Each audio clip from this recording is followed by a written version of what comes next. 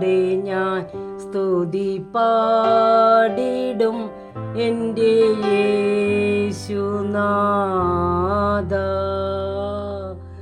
എനിക്കായി നീ ചെയ്തൊരു നന്മയ്ക്കും ഇന്നു നന്ദി ചൊല്ലുന്നു ഞാൻ.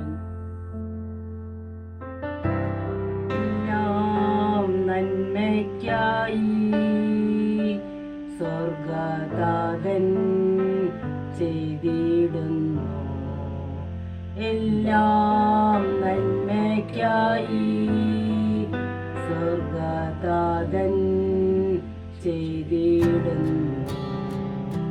ഭാരങ്ങളും പ്രയാസങ്ങളും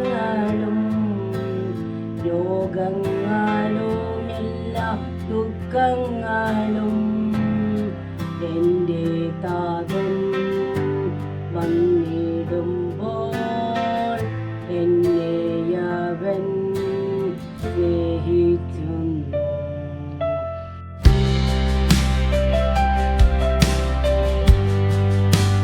Jesus is my friend, Jesus is my friend, Jesus is my friend today. Oh, deep in my heart, I do believe Jesus is my friend today.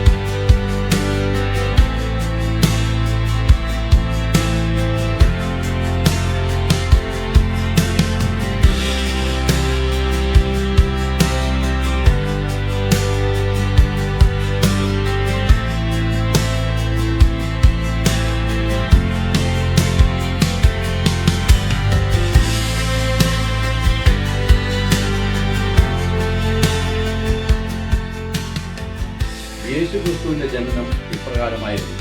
അവന്റെ മാതാവായ മറിയവും ജോസഫും തമ്മിലുള്ള വിവാഹ നിശ്ചയം കഴിഞ്ഞിരിക്കെ അവർ സഹവസിക്കുന്നതിന് മുമ്പ് അവൾ പരിശുദ്ധാത്മാവിനാൽ ഗർഭിണിയായി കാണപ്പെട്ടു.